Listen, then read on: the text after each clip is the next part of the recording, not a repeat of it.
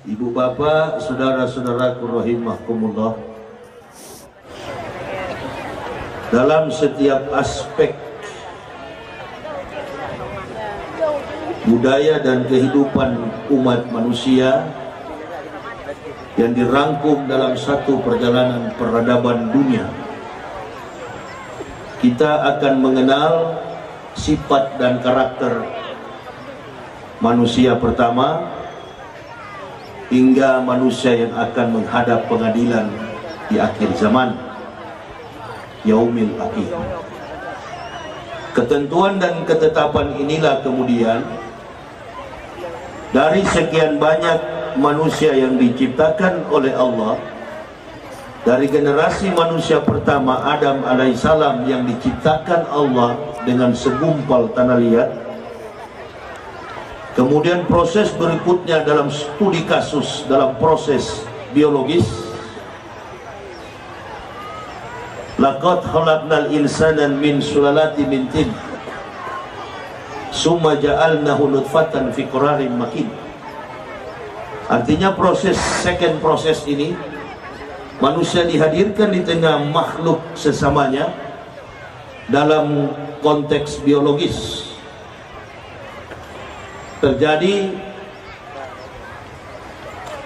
hubungan antara laki-laki dan perempuan menurut ketetapan ridho izin dari Allah Subhanahu wa taala. Berkasta-kasta, bersuku-suku bangsa di dalam satu studi yang disebut dengan antropologi linguistik. Maka lahirlah manusia dalam komunitas budaya dan bahasa. Yang saya maksudkan ialah setiap generasi umat manusia yang diutus di muka bumi, dari manusia yang pertama Allah mengangkat satu manusia yang mulia, yang kita kenal dengan istilah Nabi atau Rasul. Allah mencontohkan akhlak dan kepribadian mulia manusia ini dengan mencontohkan sikap, karakter, iman dan keyakinan melalui individu para nabi. Maka dalam catatan studi teologisnya, 124.000 nabi yang diutus oleh Allah. Dalam catatan generasi manusia hingga akhir zaman ini, nabi yang terakhir adalah Nabi Muhammad sallallahu alaihi wasallam.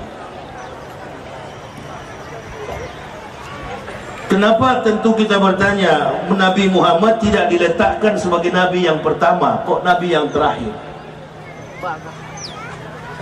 Biasanya sesuatu yang datang terakhir itu adalah sesuatu yang melengkapi yang sebelumnya. Di dalam pertemuan Maulud begini,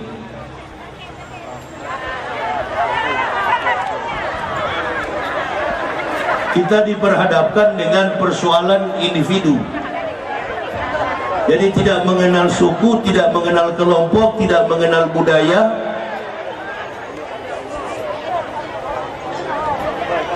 tapi kita dikenalkan kepada satu sosok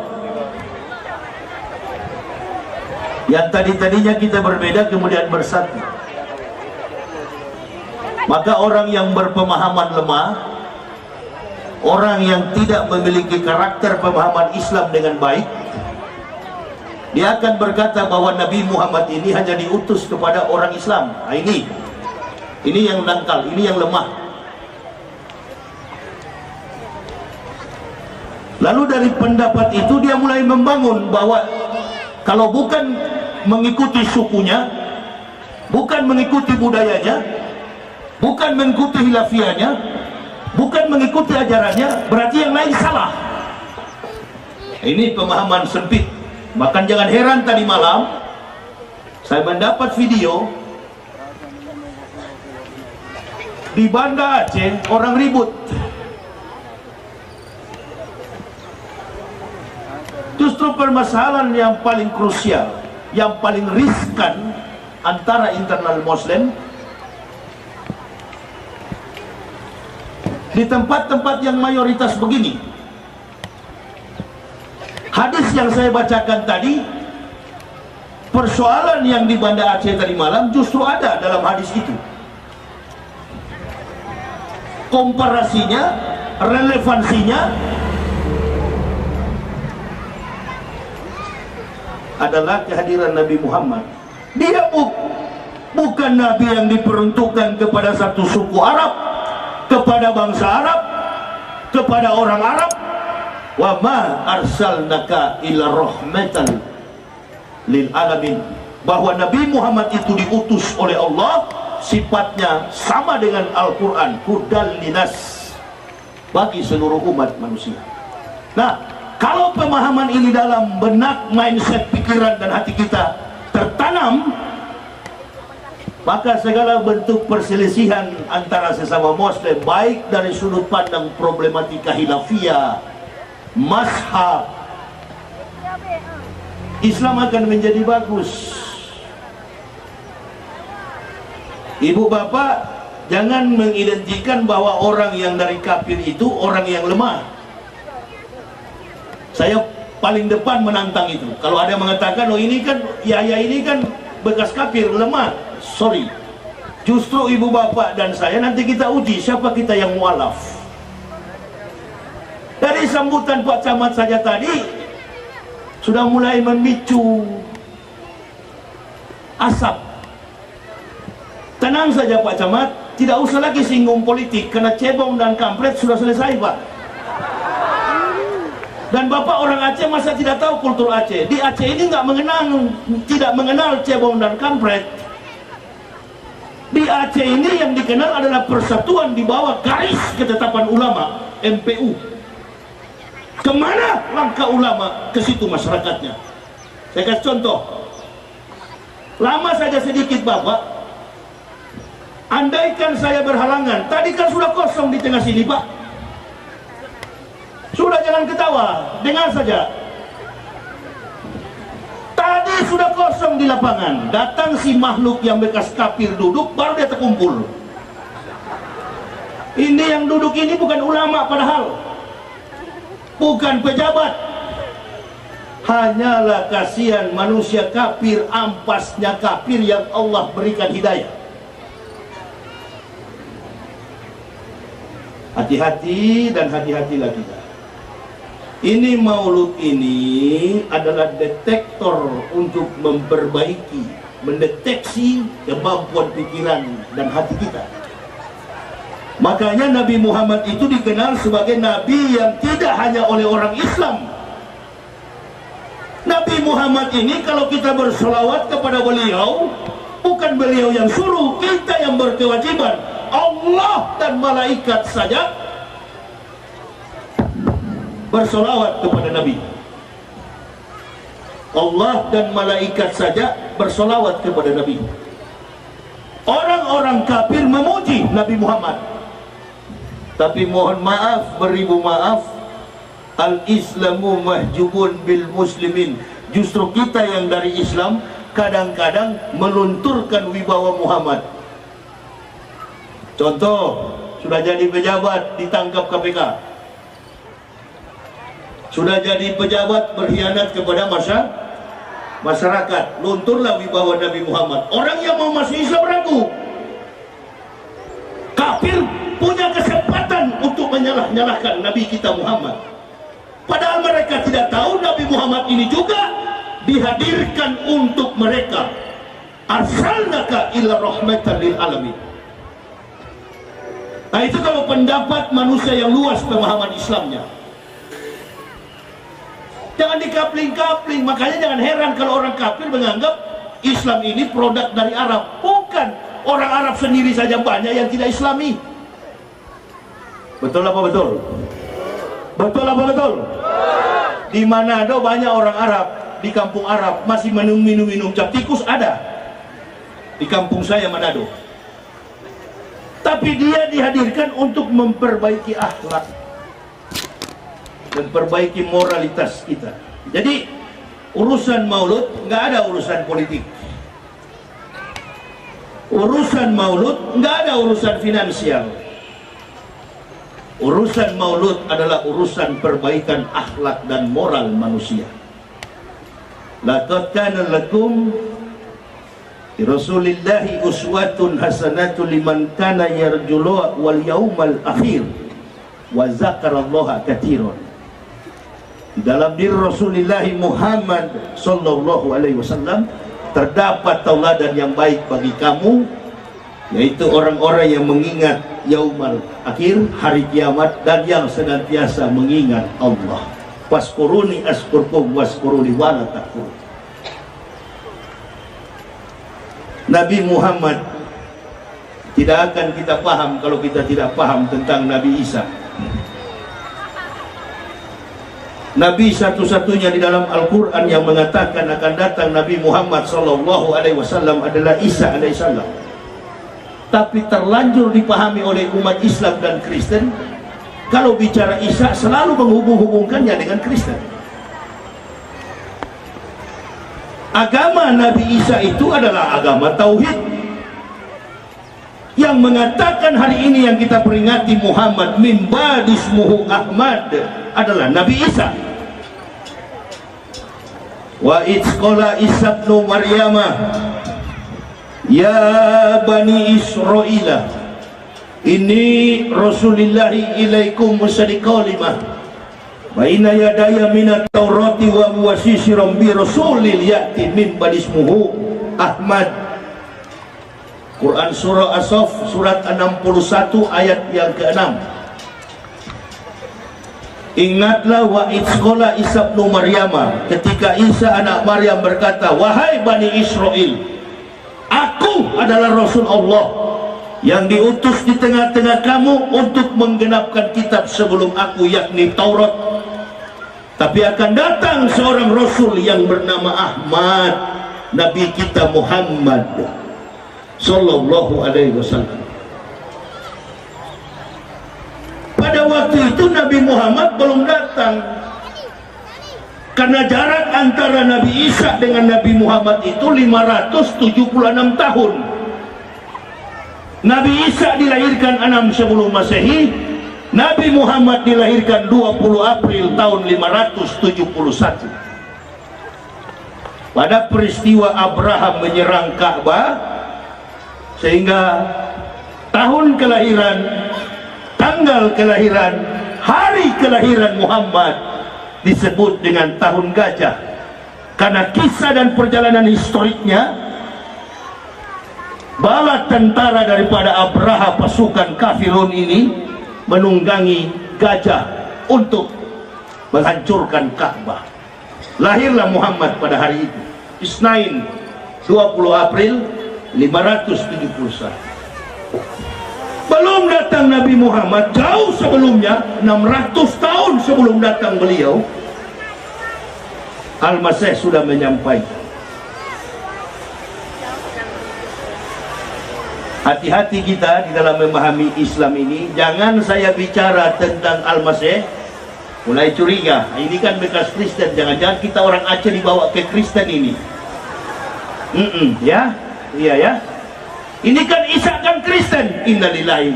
Siapa yang ajar Isa Kristen? Ini adalah kesepakatan ulama-ulama munafik dengan orientalis barat, termasuk yang duduk di tanah Aceh dulu, Snow Hugrons. Itu datang bukan sebagai ulama, bukan sebagai mu'alaf, bukan orang yang mendapat hidayah. Snow Hugrons itu adalah orang yang meneliti Islam, dipercaya oleh umat Islam, hampir murtad. Ini penting sekali untuk diketahui. Kalau bila perlu di setiap momentum maulud, baca Quran surah As-Saff itu. Supaya apa? Dampak luas secara teologis. Begitu datang orang memurtadkan umat Islam, langsung dikatakan, Isa Nabi kami, tidak sah iman Islam kalau tidak mengakui salah seorang Nabi, termasuk di dalamnya Isa alaihissalam.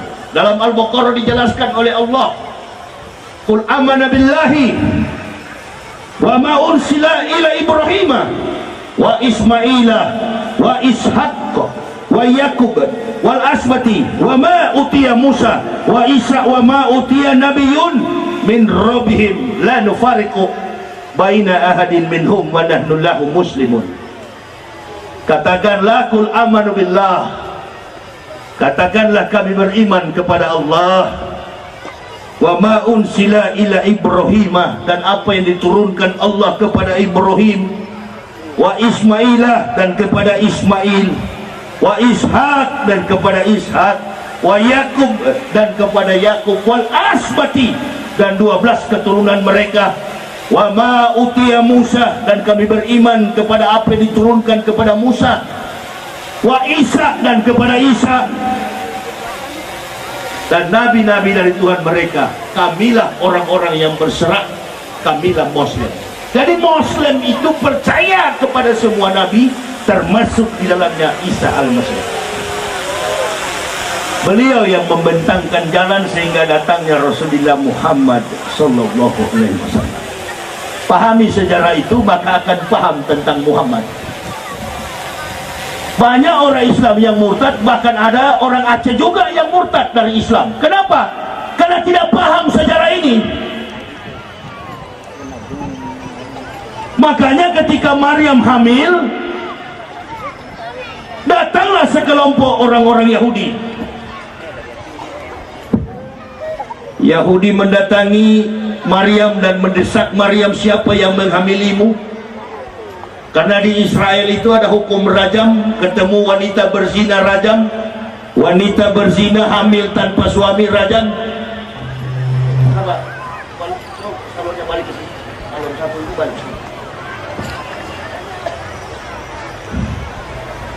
Ketemu wanita berzina rajam dengan batu. Ketemu anjing rajam dengan batu. Ketemu orang kusta rajam dengan batu. Sampai hari ini hukum itu berlaku di Israel, yang disebut dengan hukum rajam. Ibu bapak perlu ketahui, ada 3 agama besar di dunia: Yudaisme, agama Yahudi, Kristen, dan Islam, agama yang terakhir. Pemahaman umat Islam dan Kristen, kalau bicara Kristen, kitabnya Injil, itu sudah pasti. Jadi seolah-olah Isa dan Muhammad ini beda. Musa Yahudi, Kristen, Isa di Kristen, Muhammad di Islam. Ini pemahaman. Kalau ibarat rumah, dari pondasi keislaman, jangan dulu bangga ibu bapak. Pondasi kita memang selama ini salah dibangun.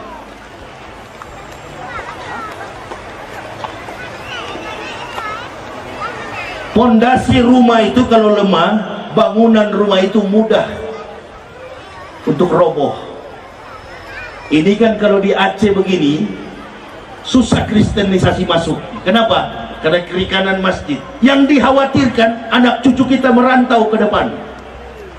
Dia tinggal di Pulau Jawa, dia tinggal di Kalimantan, dia tinggal di Sulawesi. Identitas yang dia bawa dari Aceh Islam, dia merantau ke Eropa, dia merantau ke Amerika, pulang ke sini bukan Islam yang dia bawa. Dan ini sudah terjadi. Ini sudah terjadi di mana-mana. Jadi jangan ibu bapak bilang saya kuat. Di momen Maulud inilah kita saling mengingatkan. Lebih baik saya miskin melarat, tidak punya apa-apa, tapi saya beragama Islam. Karena kita semua akan menghadap Allah. Ini berkah yang Allah turunkan melalui kehadiran Nabi Muhammad sallallahu alaihi wasallam. Gagal semua nabi. 124.000 nabi yang diutus Allah, hanya satu yang berhasil, Muhammad sallallahu alaihi wasallam. 123.000 nabi ini gagal, nggak berhasil menuntun manusia. Nabi yang terakhir gagal, Nabi Isa alaihissalam. Pengikutnya cuma 12 orang. 8-nya disalib di Yerusalem, 4-nya lari ke dalam gua, ditidurkan oleh Allah 309 tahun, bebas dari dalam gua bersama seekor anjing. Terbitlah kitab dalam kitab Al-Quran disebut dengan Ashabul Kahfi. Ini sejarah. Makanya Maryam ini pada waktu mengandung didesak oleh Yahudi, siapa yang menghamilimu? Tidak ada laki-laki yang pernah mendekati aku, kata Maryam. Dan dalam sejarah syair kitab Yahudi Torah Nebi'im Ketubim, atau yang dipakai agama Yudaisme sekarang ini namanya Tenak. Kitab orang Yahudi namanya Tenak, Talmud. Kitab orang Kristen namanya Perjanjian Baru, dan kitab orang Islam itu namanya Al-Quran. Kama arsalna fikum rasulam minkum yatlu alaikum ayatina wa yujadikum wa yu'alimukumul kitab wal hikmat wa yu'alimukum ma lam takunu ta'lamun. Kata Allah, sesungguhnya kami sudah mengutus seorang rasul di tengah-tengah kamu untuk membacakan ayat-ayat kami, mengajarkan kamu, menyucikan kamu dengan kitab dan hikmat, Quran dan sunnah, Quran dan hadis, bahkan mengajarkan kepada kalian rahasia yang belum kamu tahu. Itulah peran daripada Nabi Muhammad, diutus oleh Allah untuk membawa kitab yang bersifat universal. Makanya dari suku mana saja boleh beragama Islam, boleh beragama Islam, boleh mengucapkan 2 kalimat syahadat. Andaikan Nabi Isa diutus, nggak boleh orang di luar Israel nggak boleh beragama Isa. Agama Nabi Isa sudah kadaluarsa. 35 Masehi Isa diangkat dan posisinya sekarang di langit keempat. Dengar para ulama, ketika Isra dan Mi'raj, langit pertama Rasul berjumpa dengan Idris, langit kedua berjumpa Soleh, langit ketiga berjumpa dengan Nabi Adam, di langit keempat bertemu Yahya dan Isa, langit kelima berjumpa Harun, langit keenam berjumpa dengan Musa, langit ketujuh bertemu dengan Ibrahim alaihissalam yang bersandar pada Masjid Baitul Makmur, tempat para malaikat menjalankan sholatnya. Malaikat keluar dan masuk, yang sudah masuk tidak boleh kembali. Setiap hari malaikat masuk dalam Baitul Makmur itu jumlahnya 70.000. Ini di pesantren saya ceramah, ulama tahu itu. Baitul Makmur nama masjidnya di langit ke-7. Barulah Rasulullah diantar ke Sidratul Muntaha. Kecepatannya seperti kecepatan kilat, separuh daripada kecepatan cahaya, 150.000 km per detik. Jarak antara Masjidil Haram ila Masjidil Aqsa 1.500 km, Medan Jakarta. Penerbangan pesawat 2 jam lebih, 2 jam dan 15 menit. Rasulullah menyaksikan kehebatan mujizat Allah minnal lailah, hanya separuh malam. Dalam hukum relativisasi Albert Einstein, secara matematik fisika, Rasulullah menempuh perjalanan mencapai separuh 6 jam dalam semalam. Minnal lailah, separuh malam, dikalikan 1.500 per 100 dalam hukum fisika, maka jarak tempuh Rasulullah sampai ke Sidratul Muntaha 6.772.338.000 km per detik. Ini Abu Lahab, orang kafir nggak percaya. Siapa bilang Isra Mi'raj tidak bisa dilogikakan? Bisa. Dari mana bisanya? Kesaksian Nabi Muhammad. Saya ke sana secepat kilat. Abu Jahal ini kan munafik besar. Abu Jahal tanya Muhammad, betul kau dari Sidratul Muntaha? Betul kau dari Masjidil Aqsa? Betul kau dari Palestina? Coba angkat kakimu kanan Muhammad. Muhammad angkat kiri. Kata Rasulullah, kalau dua-dua saya angkat saya jatuh. Inilah gaya gravitasi yang dibantah oleh Eddington Isaac Newton, dikalahkan oleh pikiran Albert Einstein. Kita malas menghubungkan kalimat-kalimat mujizat. Yang kita tahu sholat itu pun salah dalam niat. Ini yang sering ribut. Siapa yang tidak sesuai dengan ukuran jenggot, bidah. Siapa yang tidak sesuai dengan ukuran kaki celana, bidah. Bikin maulud, bidah. Ini barangkali di Banda Aceh yang ribut. Keterbatasan seorang pendakwah dalam merangkum kemampuan ilmu Islam. Ilmu Islam itu bukan karena hafal 30 juz. Orang Islam yang hebat itu bukan karena jago pidato. Orang Islam yang hebat bukan karena pejabat. Orang Islam yang hebat bukan karena di kepalanya bersarang ribuan hadis. Orang mukmin yang hebat adalah pandai dan pandai bersyukur. Makanya kalau kita sudah di liang kubur baru sadar. Kemarin saya hadiri pemakaman Pak Profesor Dr. Habibie, Baharudin Habibie. Saya sempat intip, ada bawa pesawat nggak ini?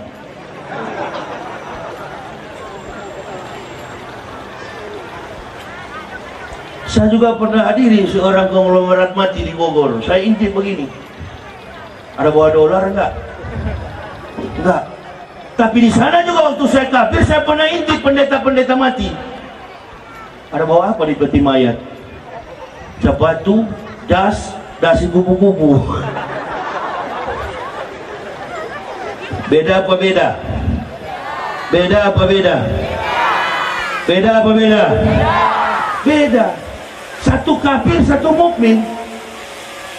Rasulullah diutus kepada umat manusia yang percaya kenabiannya, yang percaya kerasulannya, yang mengucapkan amantu billahi wa bima qala Allah taala, amantu bi rasuli wa bima qala Allah taala. Mereka dimeteraikan sebagai orang mukmin, orang yang beriman. Mereka yang menolak kerasulannya dicap sebagai orang kafir. Jangan bilang-bilang kafir Pak Yahya, ada polisi ini. Polisi juga kalau kafir ke neraka. Jangan bilang-bilang kafir Pak Yahya, ada tentara ini. Tentara juga kalau kafir sana di api. Yang masuk surga orang nah itu tuh jihad. Bukan lempar bom ISIS, OSOS, USUS. Lempar bom lari. Abdullah lempar bom, yang mati Ibrahim. Jihad innalillahi. Di Medan kemarin ada kan begitu? Di Pekanbaru polisi Islam dibantai mati, dilempar bom mati, kafir tepuk tangan, haleluya.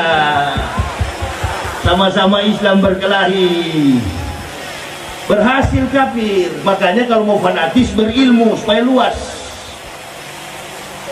Jangan radikal. Kalau nggak radikal nggak usah beragama. Munafik itu namanya. Jangan bilang kafir. Saya yang suka bilang kafir. Di masjid, di mana-mana saya katakan kafir. Ribuan saya Islamkan si kafir. Antum yang melarang menyebut kafir, berapa ekor kafir kau Islamkan? Dasar kau munafik kau.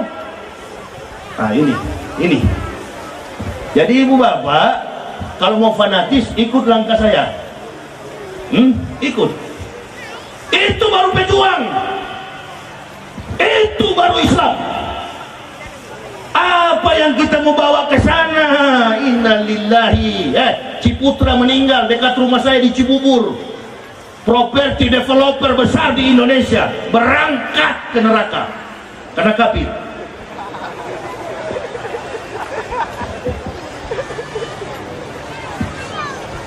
Meninggal dunia tukang beca, ditanya KTP.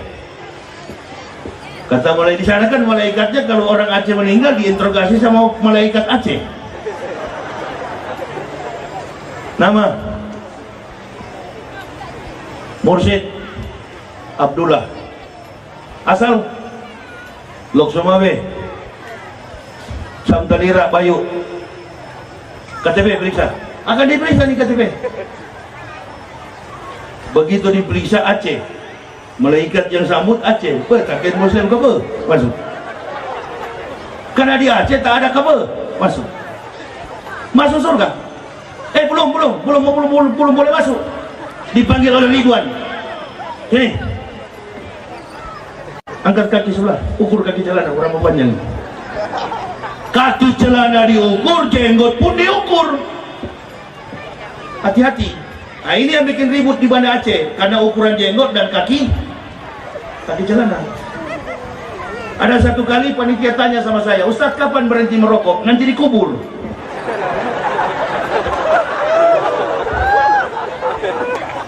Kalau saya ceramah begini nggak usah munafik, silakan merokok. Munafik itu justru bahaya lebih daripada merokok. Silakan mainkan terus. Kalau di masjid jangan. Ustadz kapan merokok? Nantilah kalau sudah dikubur. Tak merokok, coba-coba saja panitia tidak kasih rokok. Saya ceramah 15 menit, wabillahi taufiq wal hidayah, turun. Pak Wakil Bupati aja dia mainkan satu batang tadi, dalam hatiku kawan ini. Mainkan terus Pak Wakil. Jangan nanti ada yang datang besok-besok neraka Pak, rokok haram. Bukan rokok yang haram, hatimu yang haram. Hamer haram, judi haram, mencuri haram, merampok haram, narkoba haram. Karena memang bukan tidak konsen kita untuk menghadap Allah. Rokok enggak lah. Saya tarik satu 5 bungkus satu hari, 5 bungkus rokok. Sudah berapa batang saya habis di belakang tadi.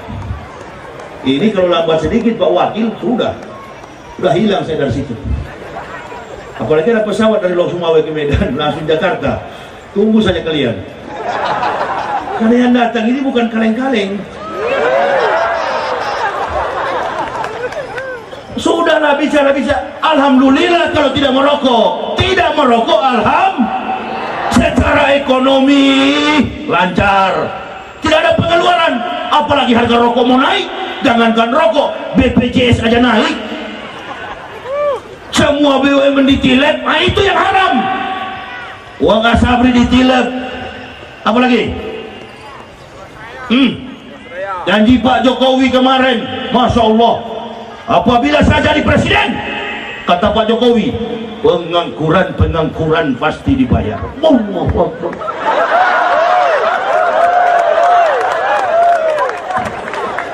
Ini bukan cebong kampret ya, sudah selesai itu, sudah habis. Apabila saya dan Rajal yang di samping juga ikut-ikutan. Udah Rajal udah lempar handuk sekarang. Kalau atlet petinju sudah lempar handuk, udah pakai jas, udah nggak ada lagi sarung, ada panjang, jas sudah, sorban melintang, tidak ada lagi. Tapi si kafir yang tadi pakai jas menggantikan pakai lebih baik mantan bajingan jadi kiai daripada kiai jadi lebih baik mantan kafir jadi ustadz daripada ustadz kafir. Sudah ada kan, dan dari Lombok murtad banyak. Kalau ceramah di gereja-gereja namanya Saifuddin Ibrahim. Kalau ceramah materinya cuma satu, Nabi Muhammad istrinya 23, 11 dapat kamar, 12 nganggur. Kurang ngajar betul. Ini yang dari Islam yang murtad. Sudahlah, kalau orang Islam murtad bukan karena kajian sistematis, bukan karena pandangan teknologi, ilmu pengetahuan, sains. Penelitian mereka selalu berpusat pada isi perut. Kalau bukan karena Indomie satu bungkus, beras satu liter, kelepak, murtad. Nggak bisa ke Amerika karena susah, jual akidah. Nggak bisa ke Inggris karena susah, miskin, tidak sabar dengan kesusahan, jual akidah. Ingin jadi pejabat, berubah dari ulama jadi umaro, umaro jadi ulama, dipaksa. Jangan. Untuk menertibkan dunia ini sudah ada profesi masing-masing. Tadi saya sebutkan ada Pemda, ada Muspida, Musyawarah Pimpinan Daerah Kabupaten Aceh Utara, ada Muspica, Musyawarah Pimpinan Kecamatan, Muspikah, ada kepolisian, ada militer, ada ulama. Ini mitra seperjalanan ulama dan umaro. Kiwamud dunia bi arbaati asah. Tertibnya dunia bergantung kepada 4 orang. Yang pertama, bi ilmi ulama'i, ilmu para ulama. Kalau tidak ada ilmu para ulama, kata Nabi, lahalaka jahilun, celakalah orang-orang bodoh. Baru yang kedua, sila yang kelima, keadilan sosial bagi seluruh rakyat Indonesia. Bi adlil umaro. Qul amarah Rabbi bil qis wa aqimu wujuhakum inda kulli masjidil wad'uh mukhlisina lahuddin kama ba'da'akum ta'udun. Adil, pemerintah yang adil. Adil kepada siapa? Adil kepada mayoritas. Mau tahu kenapa Cina berani ganggu Indonesia sekarang? Mau tahu? Saya mau jawab. Cina dari dulu berani ganggu. Nggak berani Cina ganggu Indonesia. Sekarang Cina berani ganggu Indonesia. Dia duduk di batas zona eksklusif. Dia duduk di Natuna. Sampai sekarang belum bisa diusir. Yang mengusirnya apa? Bukan marinir kita hanya memberi peringatan, warning, mundur, mundur. Profesor Pancasila ngomong di TV, kami sudah mengerahkan 200 lebih nelayan untuk melaut. Siapa lagi yang diperalat? Umat karena di Kepulauan Riau itu pernah saya ceramah 8 jam dari Natuna menuju ke Pulau Midai, Pak Wakil Bupati. Di Laut Midai itu sudah banyak kapal Vietnam, Thailand, Cina, Jepun, banyak sekali di depan itu. Kalau dikisahkan tadi bahwa Bayu ini pernah terjadi pergolakan, pertarungan, pertempuran, dan banyak ulama yang gugur-gugur di sini. Sekarang kita tidak menghadapi perang fisik, yang kita hadapi adalah perang intelektual.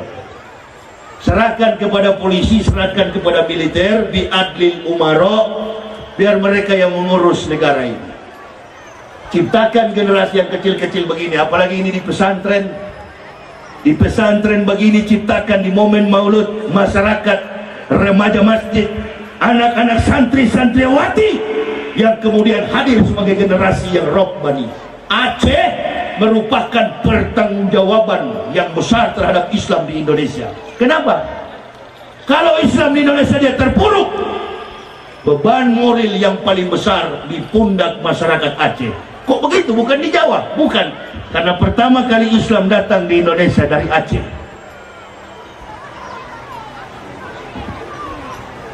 Ditambah lagi dengan ustadz-ustadz yang sudah malas berdakwah. Kalau mau turun berdakwah harus melalui manajemen. Imanuhum fi amplopihim. Makanya saya senang kalau orang Aceh undang. Oh, kalau orang Aceh undang nggak ada kata nggak mampu. Saya nggak percaya kalau orang Aceh nggak mampu. Hah? Yang datang bukan kaleng-kaleng. Payung dihiasi, masya Allah, panas terik, nggak apa-apa daripada kita panas di neraka, Bu. Bu, ayo udah sabar di situ. Nggak lama, saya 3 jam lagi. Saya pun nggak tahan panas sebenarnya, Bu, makanya masuk Islam. Kalau ente mau tanya kenapa Ustadz masuk Islam nggak tahan panas begitu. Ini yang saya takut-takuti dari tadi. Kalau sudah kepanasan begini nggak tahan saya. Jadi saya percepat saja di materi. Bi'adlil umaro, adilnya pemerintah. Kok nggak adil Ustadz? Ya memang nggak adil. Kalau adil nggak begini. Musibah di mana-mana terjadi. Banjir di Jakarta, ma'asaba min musibatin illa bi'idnillah wa ma yu'min billahi yahdi qalbu wallahu bikulli syai'in alim. Tidak ada musibah menimpa kepada individu, kelompok, daerah, desa, kecamatan, kabupaten, kota, provinsi, negara kecuali dengan izin Allah. Jadi banjir di Jakarta jangan salahkan Anies Baswedan. Jangan disalahkan Anies Baswedan. Saya mau jawab, banjir di Jakarta, musibah di Indonesia. Kenapa? Karena di momen maulud, kiai-kiai membawa, ustadz-ustadz membawa santri-santrinya masuk gereja, bersolawat di gereja. Nah itu yang bikin banjir. Sorban 20 biji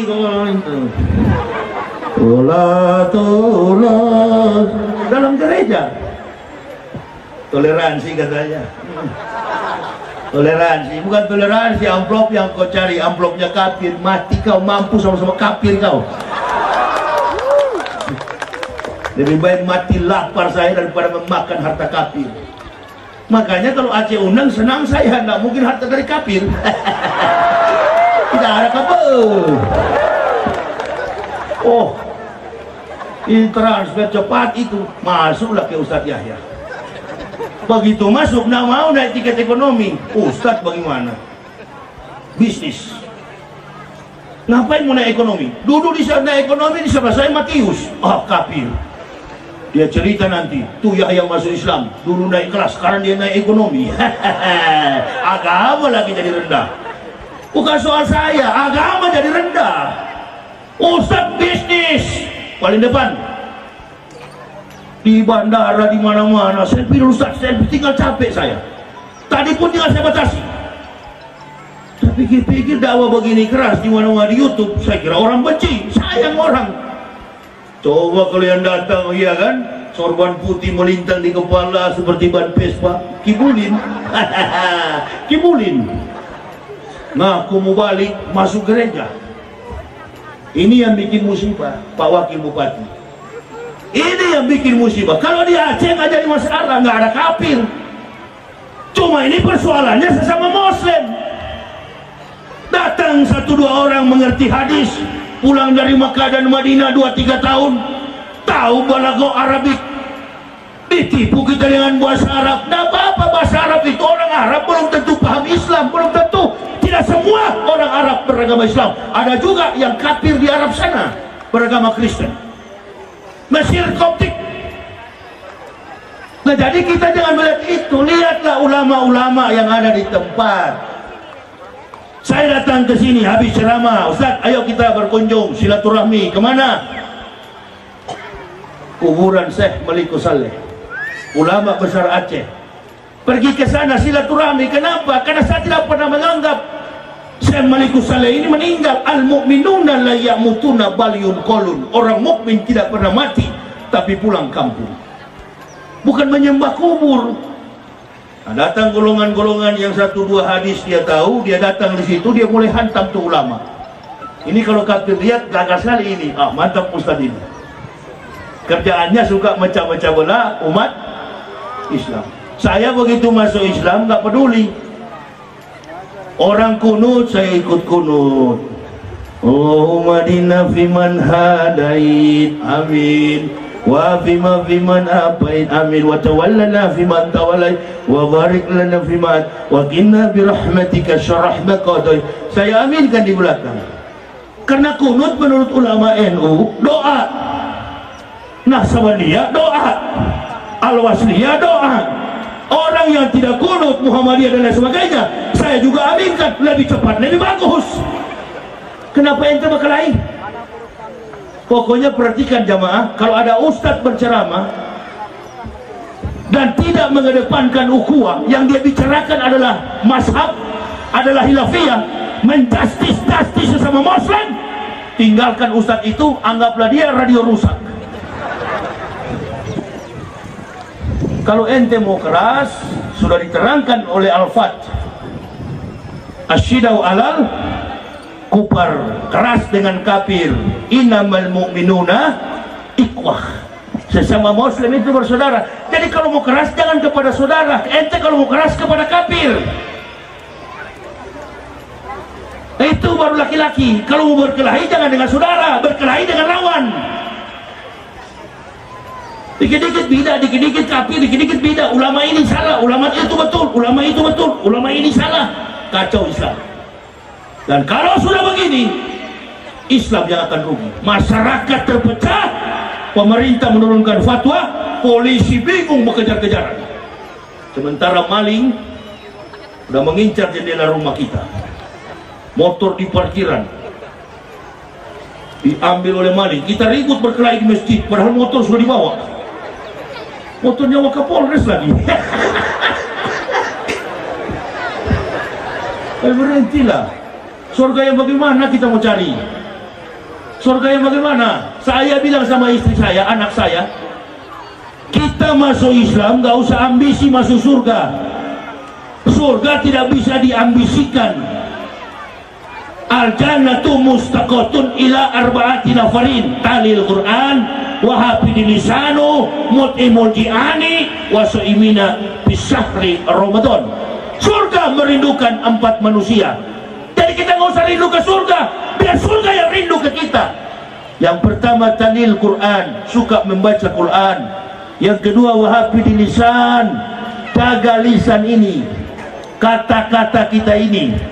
Kemarin ada kiai ditangkap. Kenapa? Karena menyerang Rajal Pak Maruf, tapi sudah menyebut dengan istilah-istilah hewan. Jangan coba-coba. Kita keras berbeda pendapat politik, tapi jangan sekali-kali menjelek-jelekan Muslim melampaui batas. Kalau kepada si kafir memang itu binatang. Di Al-Quran bilang begitu. Inna syarat dawapi indallahi lazina kafaru fahum la yu'minun. Sesungguhnya kata Allah, binatang makhluk yang paling buruk di sisi Allah adalah orang-orang kafir.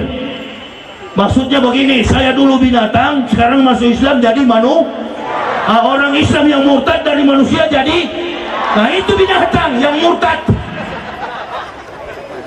Supaya yang rencana mau jadi binatang nggak jadi siang ini ya. Nah, itu begitu. Kalau mau keras-keras, betul-betul keras, gak sembarang main-main. Keras sama Muslim.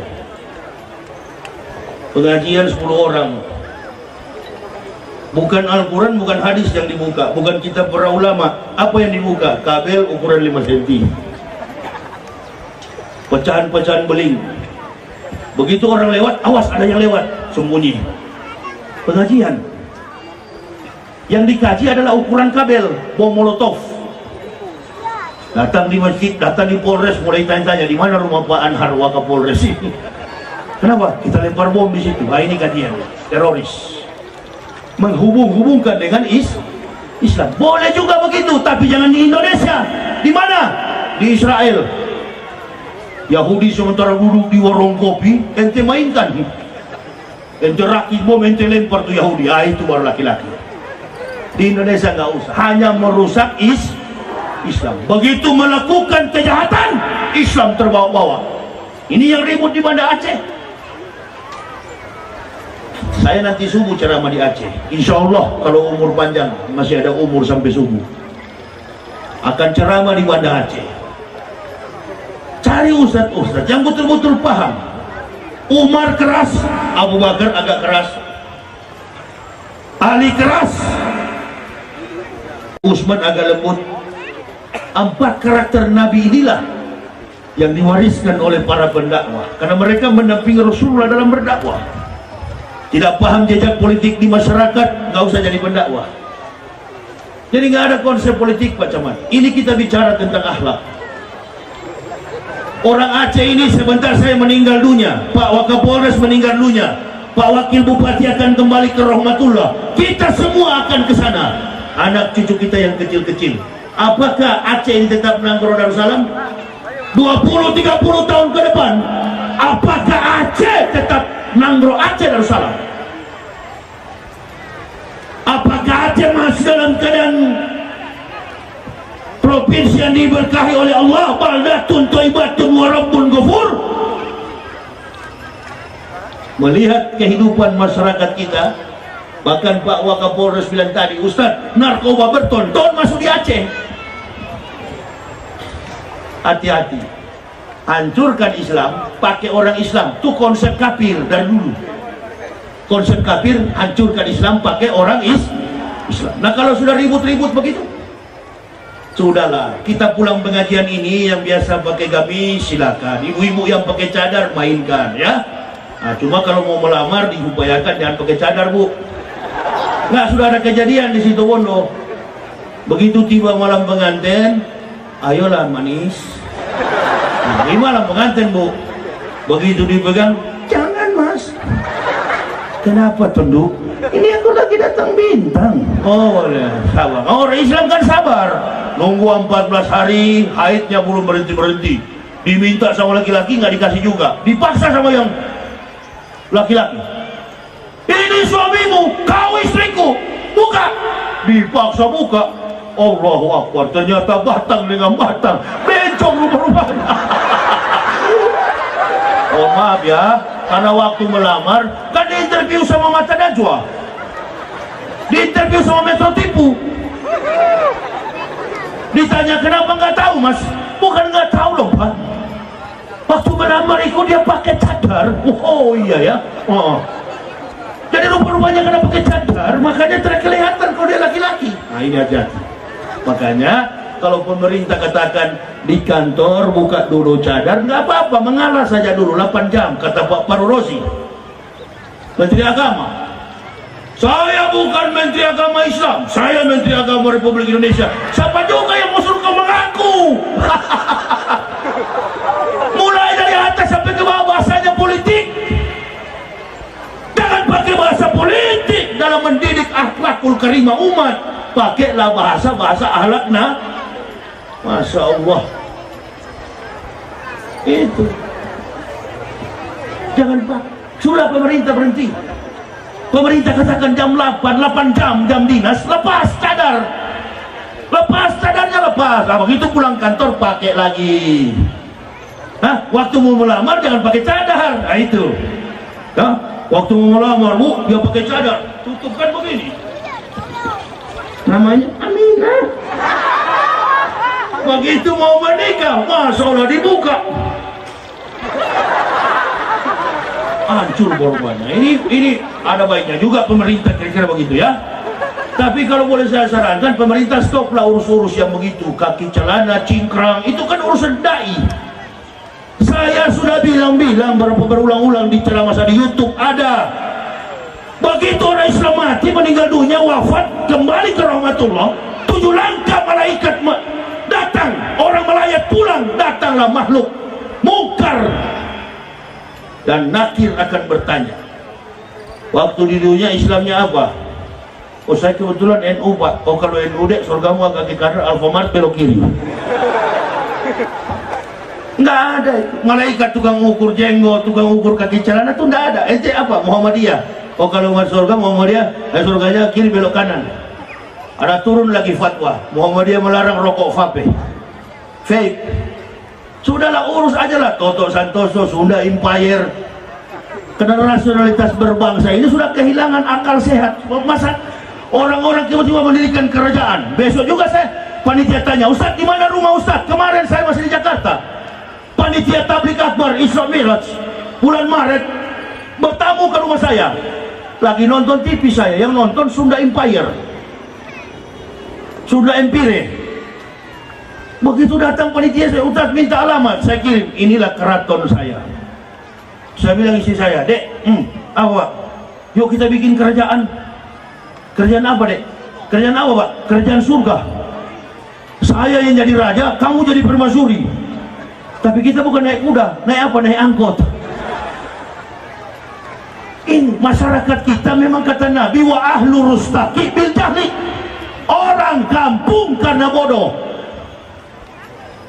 Ikuti saja ulama, ikuti saja pemerintah. Mana yang versinya pemerintah, mana versi ulama. Ulama tetap ulama, pemerintah tetap pemerintah. Jangan dibolak-balik. Ulama mau jadi pemerintah, pemerintah mau jadi ulama. Supaya masyarakat ini tertib. Hati-hati kita. 10-20 tahun ke depan, jangan-jangan besok-besok pejabat-pejabat kita biar di Nanggro Aceh Darussalam sudah berubah. Kapolresnya sudah beragama Katolik, Dandimnya sudah beragama Hindu. Ah ini jangan ketawa, dari sekarang kita bersiap-siap. Pendakwa-pendakwa juga tidak usah ada interest lain, kepentingan lain kecuali kepentingan ukhuwah Islamiyah, tegaknya Islam di masa yang akan datang. Saya kalau masuk masjid disuruh jadi imam, saya tidak mau imam subuh, karena di situ ada kunut, ada juga tidak kunut. Saya nggak mau jadi provokator di situ. Sering panitia, kenapa Ustadz nggak mau jadi imam subuh? Nggak mau, saya paling suka imam zuhur atau asar, karena tidak bunyi cuma. Allahu Akbar. Satu kali di Padang, saya disuruh jadi imam zuhur, karena dia tahu saya bekas kafir. Dia bilang, Pak, kalau sholat zuhur ini cuma berdiri ya? Saya bilang, iya Yahudi. Karena yang suka coba-coba Nabi ini kan Yahudi dengan apa yang di Arab itu.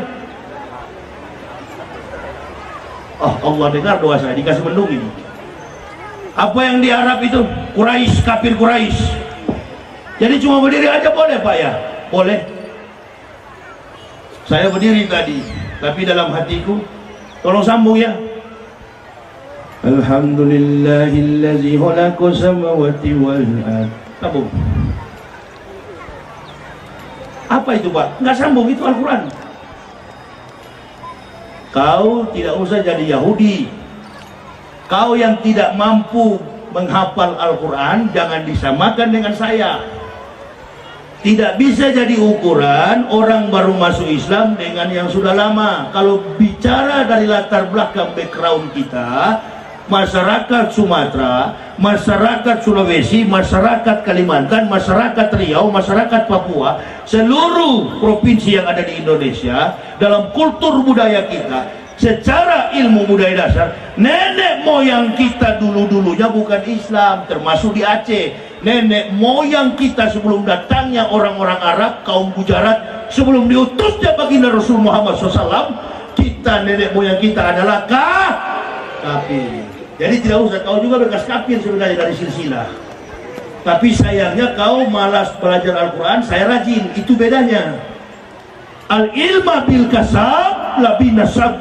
Ilmu Islam dipelajari bukan karena nasab. Jangan ibu bapak bangga beragama Islam karena keturunan. Jangan, banggalah beragama Islam karena syukur kepada Allah, suka menghafal Quran. Suruh sambung nggak bisa sambung, berarti nggak hafal. Kalau sudah hafal, konsumsikan itu, didik generasi kita. Ku anfusakum wa ahlikum naroh. Jaga dirimu dan keluargamu dari api neraka. Apa bentengnya? Bentengi keluarga kita dengan Al-Quran. Pagi-pagi usai kuliah subuh, sholat subuh, bapaknya ke rumah. Anak-anak belum pergi ke sekolah, belum ke kantor, bapaknya pancing duluan. Bismillahirrahmanirrahim. Alif lam mim, zalikal kitabu la raiba fihi hudal lil muttaqin. Ayo mak, istri. Allazina yu'minuna bil ghaibi wa yuqimuna sholata wa mimma razaqnahum yunfikun. Ayo nak kamu. Wallazina yu'minuna bima unsila ilaika wa ma unsila min qablik wa bil akhirati hum yuqinun. Tahu tak? Ulaika ala hudan min rabbihim wa ulaika humul muflihun. Tahu tak? Innal ladzina kafaru sawun alaihim anzartahum am lam tunzirhum la yu'min. Satu keluarga setiap hari 10 ayat, insya Allah keluarga Islami yang terbentuk dalam benteng kekuasaan lahuda wa rahmatul lil mu'minin, aman dari segala pancingan-pancingan dosa. Nggak ada yang ngajar saya, itu yang saya didik kepada anak istri saya ketika kami sekeluarga masuk Islam. Tenang hidup, nggak takut susah, nggak takut mati, nggak takut apapun, nggak takut kepada siapapun, raksasa manapun, nggak pernah kami takut. Karena benteng kekuatan kami Al-Quran. Jamaah praktika, jangan bangun pagi kuliah subuh tidak, sholat subuh tidak, ongkang kaki, rumah al-hafaz al-rasul, tangkai madu merah bersulam asmara. Dangdut yang dipukul di dalam rumah. Rumah tidak dihiasi dengan kalimat-kalimat Allahi. Rumah tidak dihidupkan dengan ayat-ayat Quran. Rumah dihidupkan dengan nyanyian-nyanyian hubungan, kesibukan-kesibukan duniawi. Maka tidak heran muncul di TV suami bunuh istri, istri bunuh suami, hakim dibunuh istrinya. Padahal pertama istrinya, siapa yang bunuh suamiku? Pak Anhar aja heran, polisi pun heran. Sudah bu, sabar bu, ibu nggak pernah ada tanda-tanda. Memang kemarin ada yang tabrak pagar. Ini bangsa di bawah ini, mereka inilah. Iya bu ya, bu, ente kemarin yang menangis kan? Saya sebagai istri sih pak, sudahlah kalau perempuan sudah goyang-goyang ini udah lainnya. Saya nggak tahu pak, suami saya kan kerjanya pagi pulang sore, padahal dia bu yang bunuh.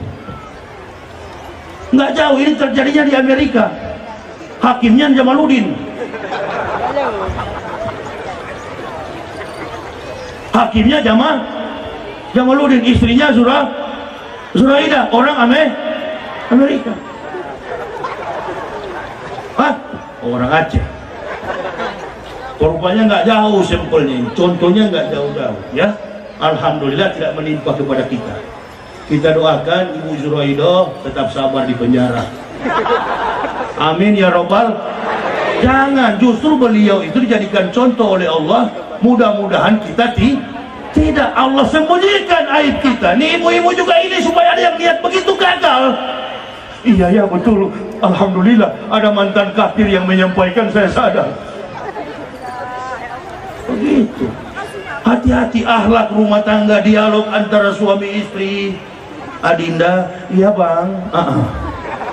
Sudah makan? Sudah bang. Jaga hubungan antara suami istri, anak dengan orang tua. Tegas kepada anak. Kau boleh tidak pintar di sekolah, kau boleh tidak ranking di sekolah, tapi jangan coba-coba kau tinggalkan sholat 5 waktu. Afdalul a'malu as-salatu khams. Amal paling utama sholat 5 waktu. Islam mengajarkan itu kepada pengikut dan mukmin. Apabila itu ditinggalkan, tunggu saja. Saya masuk dari kafir masuk Islam tenang-tenang hidup saya, karena saya menjalankan pelan-pelan, saya menjalankan, tidak terburu-buru. Tidak usah menyalahkan orang mukmin yang lain. Oh ini tidak sholat, masuk neraka kepada saudara muslim. Ingatkan saja, ingatkan. Semua muslim masuk surga. Yang bajingan, yang kiai, yang ustadz, yang tengku, yang mubalik, semua masuk surga. Yang tidak sholat sekalipun masuk surga. Oh, itu yang tidak sholat yang hadir hari ini bangga itu. Apa saya bilang, betul kan? Yang penting kita muslim. Cuma ada tetapinya. Ente masuk surga tapi disimpan dulu dengan pendeta-pendeta dan kafir di neraka dulu. Dibakar dalam neraka dulu baru masuk surga. Saya nggak mau masuk surga pakai mampir langsung. Dengan lembut kepada saudara muslim, dengan cara begitu. Tapi yang namanya muslim asal jangan murtad, insya Allah tetap masuk surga. Pelacur saja hanya meminumkan anjing yang kehausan, pelacur masuk surga. Ahli ibadah di bawah, pelacur di atas surganya. Protes kepada malaikat. Assalamualaikum kan? Apa aja? Roja, ada apa? Ini kan tetangga saya malaikat. Iya, kenapa? Tetangga saya ini yang malah melacur. Betul, saya tahu, kau aja tahu, apalagi saya, kata malaikat. Siang malam dia melacur, kenapa dia di atas, dia VIP, saya di bawah, ekonomi. Iya, ente ke masjid bukan sholat, cuma lihat penampilan orang. Dan di mana ente berdakwah, muslim ente ribut. Muslim tidak terhibur, muslim berkelahi ente buat. Kafir yang senang. Coba lihat salah contoh yang sedang santai dengan 10 bidadari. Siapa itu? Itu bekas kafir. Dia bukan ustaz, dia bukan ulama, namanya Yahya Waloni, tapi dia di dunia berdakwah kepentingannya cuma satu, mempersatukan umat Islam. Dan dia tidak pernah mendatangi pintu-pintu pejabat yang paling anti begitu. Siapa namanya? Yahya Waloni.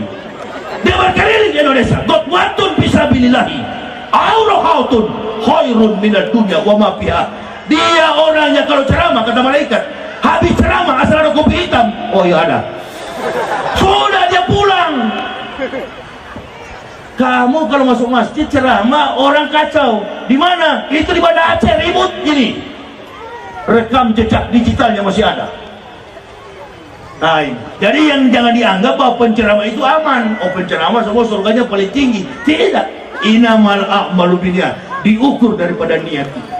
Demikianlah kehadiran Rasulullah memberikan kepada kita aspek amanah, jujur, sidik, tablik dan fatona. Tablik itu pendakwah, berdakwah tapi kepentingannya cuma satu, tegaknya Islam di masa yang akan datang. Jangan pernah berpikir negara ini akan jadi baik kalau Islam diganggu terus. Contohnya sudah ada di Cina. Sementara berdiri begini roboh, pak. Orang tetangga saya kuliah di Cina, Arif, Ustaz, saya di camp ini bersembunyi. Kenapa bersembunyi? Tidak bisa keluar, dilarang oleh petugas di sini, pemerintah sini melarang. Ada videonya beredar. Berdiri, badan kekar, kokoh, sehat, roboh, virus corona. Ini akibat apa? membunuh Muslim Uighur, membunuh Rohingya, kau tanggung itu. Apa yang kau tabur, itu yang akan kau tuai. Ini karma, Ustaz. Ini karma. Tidak ada mengenal karma. Yastapuna minan nasi wala yastapuna minallah. Kau bersembunyi di hadapan orang, kau tak mampu bersembunyi di hadapan Allah. Lihatlah pejabat-pejabat, saking jagonya. Begitu dia korupsi, KPU Wahyu. Ini Wahyu ini kan dari kemarin-kemarin nih anggota KPU ini. Sebelum Pilpres saya sudah bilang, nanti akan ditangkap ini. Kami kan bentuk satu aturan. Aturan-aturan ini KPU sengaja buat supaya apa? Para politikus tidak korupsi. Kami pun menjaga itu. Etika politik itu jangan sampai korupsi. Belum lama sudah ditangkap. Nggak bisa lari, sudah di bandara Borgol. Ini pejabat kita. Ya mudah-mudahan lah. Di Aceh sini nggak pernah saya dengar begitu. Kecuali korban politik, ya iya barangkali. Masyarakat mau tahu rusaknya pemerintah itu, korupnya pemerintah itu di mana, Ustaz? Lihat infrastrukturnya. Kalau jalannya bagus, insya Allah pemerintahnya bagus. Coba lihat tuh Pak Jokowi. Jangan juga kita jelekkan 100% Pak Jokowi. Adanya Pak Jokowi, saya lebih mudah berdakwah. Kemarin saya dari pelabuhan Merak menuju ke Palembang biasanya 17 jam. Saya tempuh hanya 5 jam karena sudah ada tol. Walaupun itu hutan, nggak apa-apa. Begitu juga dari Jakarta ke Surabaya, makan belasan jam, saya tempuh hanya 8 jam tembus Surabaya lewat tol Cipali. Ada kemudahan. Mau Jakarta ke Bandung, Cikampek sudah ada flyover, jembatan layang dibangun Pak Jokowi. Ada juga nilai positif, tapi memang negatifnya banyak sekali. Ya jangan usah puji begitu, nggak usah puji-puji lah. Yang positif kita puji, yang negatif kita libas. Dalam bahasa Aceh, to revive the truth, to bury the patient. Mengangkat kebenaran, mengumumkan ketidakbenaran. Libas. Jangan mentang-mentang ada Pak Bupati, alhamdulillah telah hadir bersama-sama kita. Pak Bupati ini orangnya baik sekali. Di Pekanbaru saya mau ceramah, dibisik-bisik sama kawan-kawan Ustadz ini. Kawan satu tinggal bisik terus. Nah, apa? Ini yang bawa Ustadz ini kan uang beliau. Oh gitu ya. Tolong Tat, ini kan ribuan jamaah. Ente sampaikan dah supaya dia jadi bupati. Oh siap, tenang. Saya istri saya marah-marah dari sorban sampai gamis. Lubang-lubang saya punya gamis ini karena asap rokok. Pak Bupati wakil pun begitu paling. Karena asap sudah asik merokok, jatuh tuh puntung lubang baju. Coba gamis ceramah saya lubang-lubang, nggak apa-apa. Tapi jangan sampai jubah hidayah saya lubang. Begitu saya ceramah dan saya libas. Saya katakan jamaah jangan pilih yang kayak sambutan tadi. Sesuai dengan hadis Nabi SAW, siapa yang meminta jabatan berarti sudah jelas tidak amanah. Ini bakal masuk penjara ke depan. Oh sampai pulang saya tidak dikasih amplop. Jengkelnya minta ampun, mati kau. Kau kira saya penceramah bayaran? Nah, saya tinggalkan harta, saya tinggalkan jabatan, saya tinggalkan keluarga, semua saya tinggalkan. Keridhaan Allah yang kami cari, nilai pahala akhirat yang kami cari. Berangkat kita pulang, umur kita dihiasi dengan wewangian. Masya Allah, inilah pejuang yang lelah siang dan malam menegakkan Islam tanpa interest, tanpa tendensi politik, tanpa kepentingan finansial, kecuali umat Islam bersatu. Pertahankan iman Islam sampai masuk ke liang kubur. Allahu Akbar. Sampai kita masuk ke liang kubur. Ya ayyuhalladzina amanun taqullaha haqqa tuqatih wa la tamutunna illa wa antum muslimun. Jangan mati kecuali dalam keadaan Islam. Jalankan saja, sholat di masjid, baju biar murah, nggak apa-apa. Yang biasa pakai celana silakan pakai celana. Yang biasa pakai sarung silakan, tapi kontrol kos lampu kalau duduk. Kontrol jeans, awas ya, jangan salah duduk. Kalau kos lampu 55 bagus ya, bahaya ini cap kupu-kupu, agak mengkilat. Ya, ya biasa pakai jeans, silakan pakai jeans ya. Nggak usah kita baju ini salah, batik ini salah, baju yang salah itu kalau antum sholat di belakang sini masih ada Jokowi Ma'ruf, Prabowo Sandi. Sudahlah, sudah bersatu kita sekarang, tegakkan yang hak, berantas yang batil, hantam. Nggak usah main puji kita, nggak usah. Kita tuntun bangsa ini, kita tuntun agama ini supaya tegak di masa akan datang.